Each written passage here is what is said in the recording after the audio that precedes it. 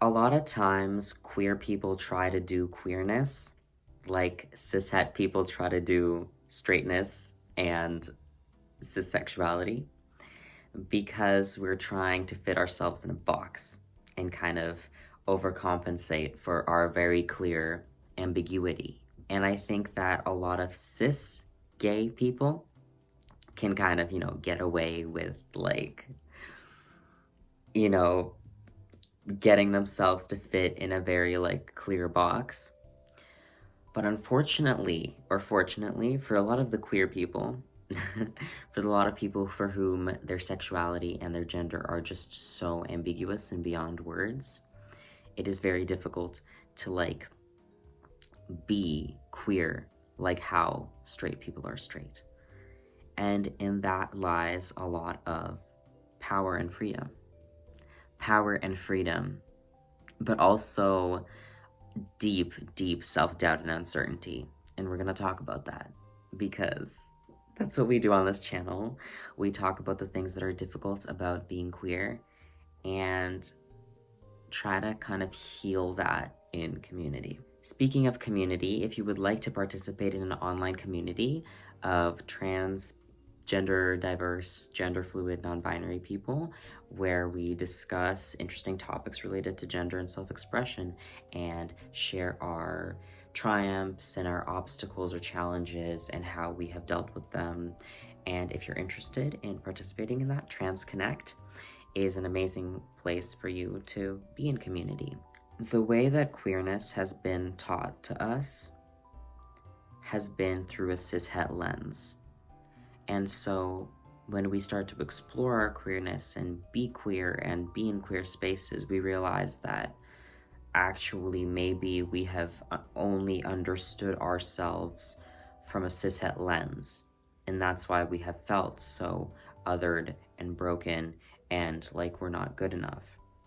And then when we start seeing that there's a different way to look at ourselves that doesn't require us to kind of step outside of ourselves and to try to understand our queerness and who we are from like this external lens, from what it looks like. Because queerness is not really about what it looks like, which is the pain that a lot of people run into, is that I don't quite look like what people with my sexuality should look like, or I don't quite look like what people with my gender identity should look like. Well, it's like, what should a non-binary person even look like? Number one, non-binary people don't owe you like gender ambiguity or gender androgyny. Non-binary people don't owe you that, and gender fluid people don't owe you whatever gender fluidity is, right? It's more of a feeling and an experience of the world, and when we try to make that be palatable or digestible, you kind of lose what queerness is. You lose the fact that queerness is supposed to be an expression of raw beingness, raw existence, and raw expression. I mean, it's unlimited. It's really unlimited what we can imagine for ourselves as queer people. And this is not just about gender and sexuality and how we express ourselves. This is about lovemaking and how we build families, how we build community. A lot of queer people are autistic and neurodivergent and polyamorous.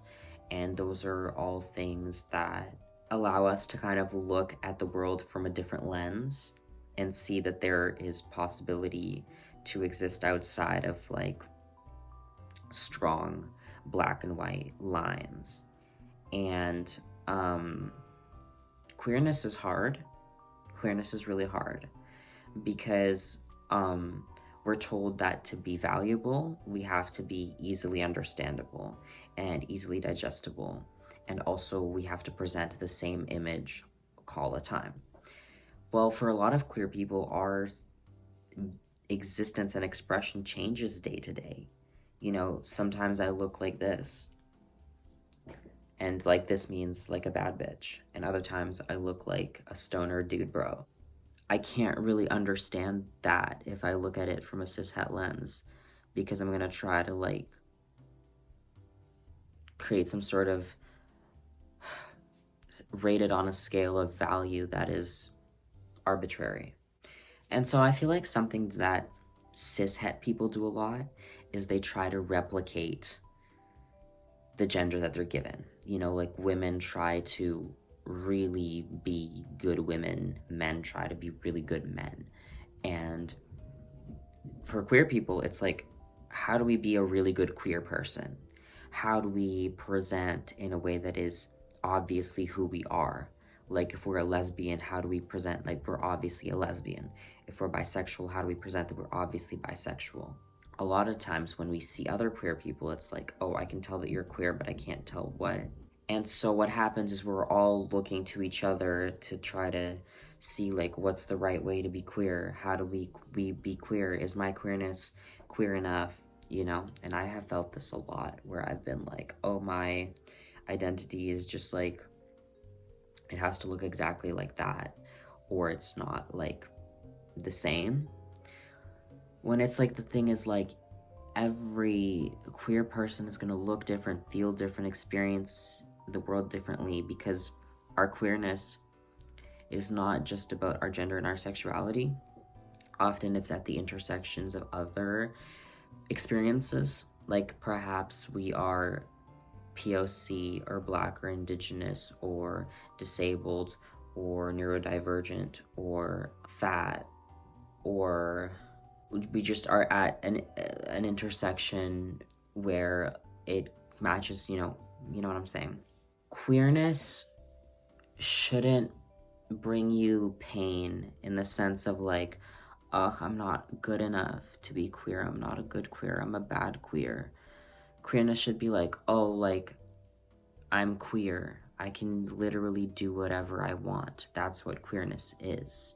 What I'm encouraging people to do by making this video is to see that the feelings of how broken you feel when you look at yourself and your queerness, and it's like, I'll never measure up to the queers that I see on TikTok, like the perfect queers on TikTok, and they look a certain way, they have a certain look to them, and you think that if I don't look like that, that I'm not good enough as a queer person, or as a person, I am not attractive if I don't look like that, like what's on like the screen, or on TikTok, or on YouTube, or whatever, Instagram.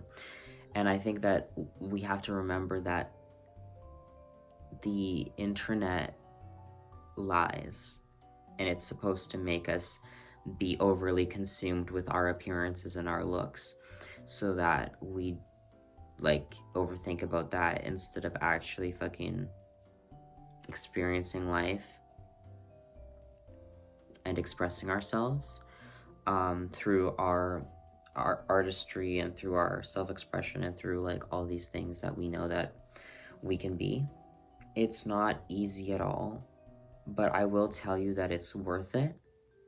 And every time you express yourself a little bit more queer, a little bit more gay, a little bit more trans, a little bit more femme or masc, it gets fucking easier. Obviously, like, the limits of expression don't exist outside of what we place on ourselves. So there will always be a new level of expression, a new level of expression, a new level of expression. So get used to that journey, but also celebrate every little milestone. And it gets easier. It literally gets easier. Like, to do what you were so scared to do before. Like, I used to be really scared of wearing my makeup like this. I'm still scared of wearing a wig outside, but I'll get used to that. You know, it's okay. It's okay. And sometimes I know for a lot of people who don't really live in safe spaces, sometimes all it takes to reclaim your power is to do something behind closed doors, you know, to put a little lipstick on in the shower, or like before you take your shower, when you have the door locked, or like imagine in your mind how you imagine things to be. There's a lot of times in life where we think that we will never reach a point of a certain level of self-expression. But if we look back at our lives, how many times have we wanted to express this, that, and the third, and now we're able to express that? Like, for instance, I've always wanted to outside my window. That's something I could never do when I was living at home. But now that I live at school, I live in another place for school, I can do that, and I take that for granted a lot. I even have one of those in my fucking room. And so that's something that I never thought I could be doing. Another thing too, I was terrified of sharing my life on YouTube, and I'm still am. Sometimes I post shit and I'm like, holy shit, I feel so overexposed right now. And then I feel into that, and there's this meditation I do where I allow myself to experience how I would feel if I did the scary thing. Would I feel rejected? Would I feel overexposed? Would I feel anxious? And I let myself experience all those things in my mind through meditation, and then I feel the feeling of if all those horrible things happened and I was still okay, and I still feel the feeling of being okay. And there's so much beauty in reclaiming your own sense of authority on things and your own sense of inner validation. And sometimes that literally means that you ask people for advice, maybe less often. Like if you are curious, if you're like, oh, I wonder if this would look good. What if you just decided it did look good? Or you slowly kind of, when you wanted to ask someone for advice, maybe you can validate it within yourself first, every once in a while, and see how that feels. Like, for instance, a lot of times I want someone to tell me that I look fucking sexy like this. And sometimes I'm like, need to look at myself in the mirror and be like, I do look fucking sexy. I don't need somebody to tell me. Or affirm that it's okay for me to express myself. Do I look queer enough? Am I the right type of queer? This is how I feel, this is how I want to express myself, but my pronouns are this, so what does that mean? Sometimes you simply have to decide.